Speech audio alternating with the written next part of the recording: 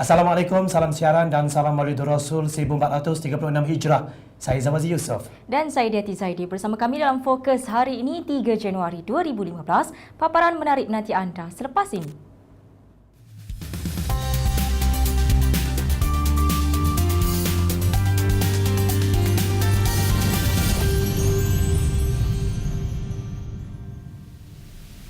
Rakyat diminta henti sebar maklumat palsu yang boleh menggugat kestabilan negara.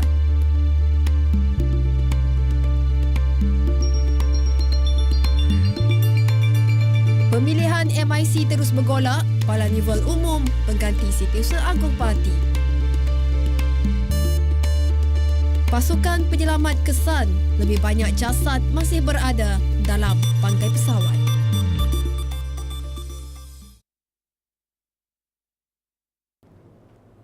Assalamualaikum dan salam sejahtera. Umat Islam hari ini menyemarakkan sambutan Maulidur Rasul 1436 Hijrah dengan acara perarakan dan berselawat sambil memperingati pengorbanan Nabi Muhammad SAW dalam memperjuangkan Islam. Sambutan peringkat kebangsaan bertemakan perpaduan nadi transformasi negara berlangsung di Masjid Putra Putrajaya dihadiri Timbalan Perdana Menteri Tan Sri Muhyiddin Yassin.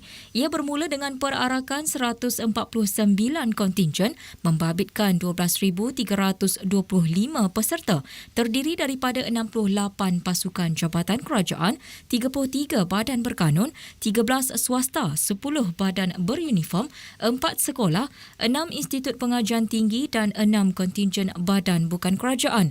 Peserta berarak sambil berselawat sejauh 1.8 km bermula di hadapan bangunan Kementerian Perdagangan Dalam Negeri, Koperasi dan Kepenggunaan melalui persiaran perdana menuju ke Masjid Putra. Muhyiddin dalam ucapannya menekankan kepentingan perpaduan dalam kalangan umat Islam selain menjauhi kegiatan ekstremis demi memastikan keselamatan dan kesejahteraan negara. Turut hadir Isteri Muhyiddin Puan Sri Noraini Abdul Rahman, Menteri di Jabatan Perdana Menteri Datuk Seri Jamil Khair Baharom, Menteri Kabinet Berkenaan dan Perwakilan Negara Luar. Sementara itu, dalam majlis yang sama, Tan Sri Muhyiddin Yassin menyifatkan tindakan segelintir individu yang menyebarkan berita palsu dan fitnah mengenai musibah banjir di media sosial sehingga menjadi viral sebagai perbuatan keji. Timbalan Perdana Menteri berkata selain bertentangan dengan ajaran Islam, perbuatan yang sama sekali tidak mencerminkan akhlak seorang Muslim itu juga boleh mewujudkan rasa benci dan permusuhan sesama umat Islam. Tan Sri Muhyiddin berkata cerita yang direka oleh mereka yang berniat jahat banyak menimbulkan rasa resah dan gelisah dalam kalangan rakyat. Beliau sekaligus menggesa masyarakat supaya tidak mudah mempercayai berita yang tersebar di media sosial tanpa sumber yang sahih.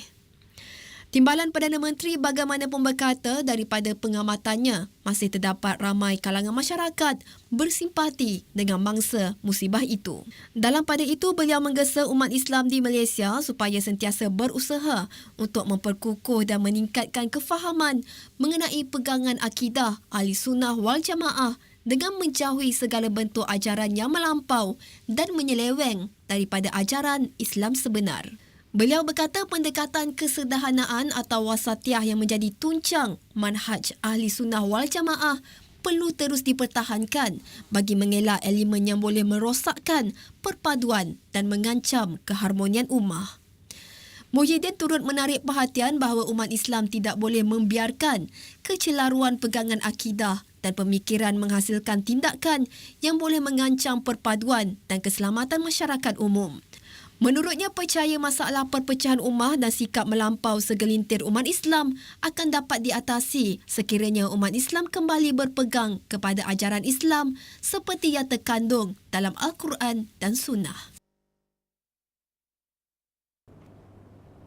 Imam Besar Masjid Negara Tan Sri Syekh Ismail Muhammad menyifatkan anugerah perdana Maulidur Rasul yang diterimanya hari ini sebagai husnul khotimah atau suatu pengakhiran yang baik di sepanjang kerjanya. Menyambut ulang tahun kelahirannya yang ke-71 semalam, Syekh Ismail berkata anugerah itu akan dijadikan motivasi dalam meneruskan kerjanya sebagai penjawat awam dan berkhidmat kepada masyarakat sebaik mungkin.